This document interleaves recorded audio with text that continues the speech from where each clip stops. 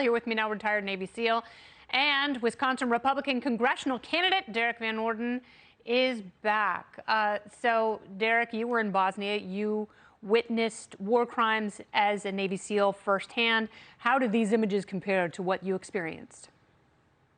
Well, I arrived in Bosnia-Herzegovina in 1996, directly following the signing of the Dayton Accords. So they were still killing people on a much smaller scale. But Srebrenica had taken place, and part of the job that we were supposed to do is get what's called a ground truth for commanders, and then other groups would come in and get the people that are called PIFWICs. That's a person indicted for war crimes. So Biljana Plavšić, Slobodan Milosevic, Radovan Karadzic, all those guys. And it's horrible, Kennedy. People have to understand that warfare is absolutely horrible, and we should try to avoid it at all costs.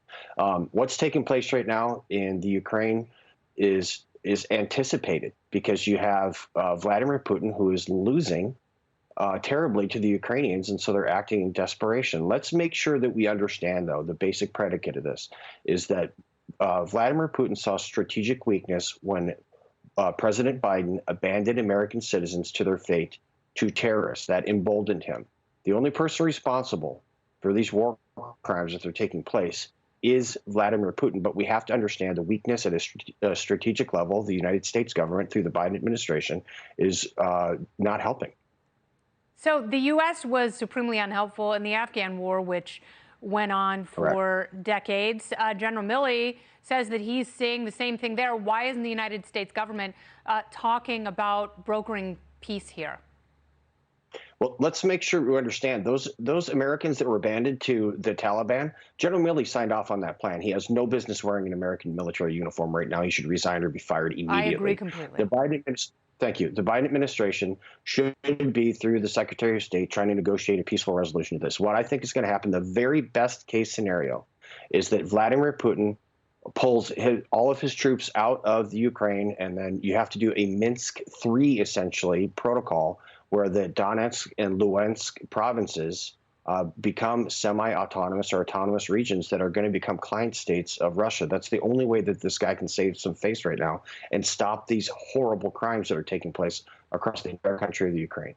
So are you upset with the president for withholding information about the United States hypersonic missile from Russia and the rest of the world?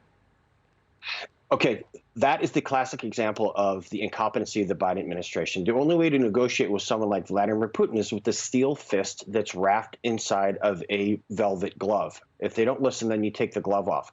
By not telling the Russians that we have commiserate hypersonic weapons because we didn't want to inflame the attitude in the Ukraine is foolish. If someone says we have this incredibly sophisticated weapon, the United States should have immediately said, yeah, so what? So do we. So knock it off and bring them to the table. You have to deal with Vladimir Putin and other savages like this from a position of strength. That's the only thing they understand. And once again, this is a classic example, a blatant, you can't hide it. The Biden administration is so far over their head and in front of their skis that they're making the world a more dangerous place.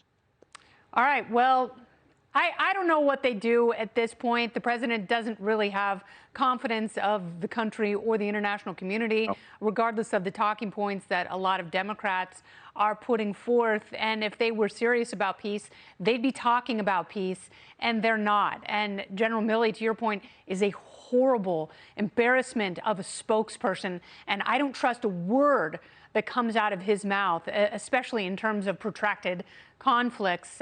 So we'll see how it goes. We'll be talking to you in the coming days and weeks. Thank you, Derrick.